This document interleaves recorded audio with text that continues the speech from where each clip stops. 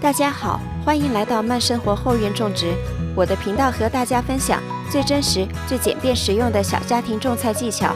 如果您喜欢我的视频，请点赞、订阅和转发，并且开启小铃铛，这样您就不会错过更新了。大家好，欢迎来到我的频道。今天我们来讲讲怎么给苹果树剪枝。首先介绍这棵树的状态。这棵苹果树今年是种下的第3年，从来都没有经过修剪，而种下的第3年的秋天正是修剪的时候。整棵苹果树的杈枝非常的多，杂乱无章。家庭种植果树，第一需要的是高产量、高品质，并且控制果树大小，方便采摘。我们想要的高产量是数量多，但同时也希望口感脆甜。而这些需求都需要通过修剪和拉枝来达到目的。以苹果树为例的果树基本相似，在秋季进行的修剪和拉枝对果树非常重要。果树前2年没有修剪，是为了让果树有2年的营养生长期。营养生长就是苹果树长枝长叶，所以第3年我们对苹果树进行剪枝拉枝，是为了促进生殖生长。生殖生长就是开花结果。现在我们大概讲一下应该怎么做。像这样平行生长的枝条，我们都应该保留，它会变成结果枝。这是一棵直立的主干，但是旁边有非常多的小杈枝。我们买的是一棵苹果树，但是它突然长出了4个非常粗壮的主枝，而且相互叠加，长得非常近。理论上来说只能保留1个主干，但是它既然已经长成了这样粗壮的主枝，我只能选择保留。如果您家里的果树有1个明显的主干，那么您只需要保留1个主干就够了。这只往上生长的枝条，我们可以把它选择往下拉，这样可以促进它的生殖生长。但是如果和其他的枝条交叉太紧密，就需要直接剪掉。现在我们来具体操作，看一下具体应该怎么剪呢？大家看这只横行生长的枝条，它就是开花结果的主力，两侧的交叉枝太多，需要把多余的剪掉，保留2根比较平行粗壮的枝条来开花结果。等修剪完以后，再把枝条往下拉，就能够促进它生长了。所有像这样枝干顶向上生长的枝条都要打掉，它们和所有植物一样有顶端优势，营养会集中供给给向上生长的这根枝条。您选择保留的这根主干，上面所有小于20至30厘米的细弱枝条全部打掉。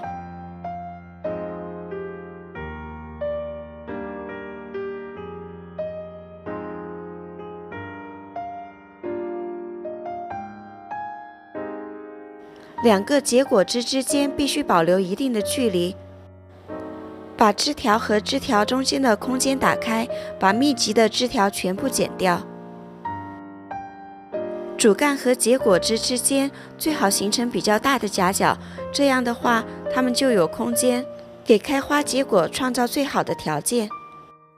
例如这根枝条上长出了无数的小枝，在这种情况下，就一定要把它们都剪掉，只保留1根健康粗壮的枝条。要保证所有的枝条伸开以后不要重叠，这样错开，各枝生长的空间就比较大了。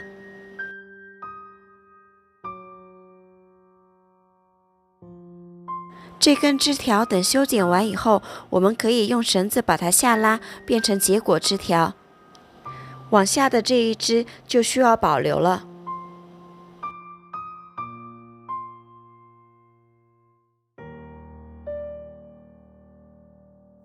所以顶端的这枝就需要剪掉。所有向上生长的枝条都有顶端优势，营养会集中供给给向上生长的这根枝条，而促成营养生长，就会造成枝条越来越高，越来越粗壮，但是不开花，所以我们要把所有往上的枝条全部剪掉。我们修剪的主要原则就是把主干上的弱枝、交错枝、重叠枝和所有向上生长的枝条都打掉，这样就能通风透光，而且比较清爽。修剪完以后，我们开始拉枝。首先在下面的枝条系上绳子，加以固定。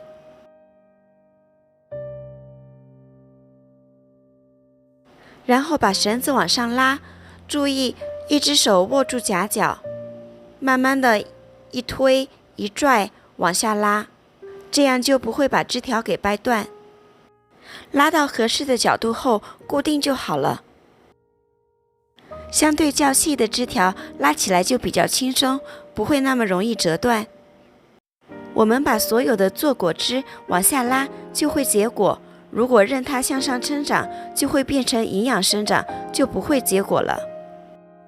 如果中间有比较大的空间的地方，就把枝条拉过来填补空缺，这样就会在不浪费空间的情况下，给更多的枝条机会成长，增加结果率。绑的时候稍微绑得紧一点，因为稍后它会回弹。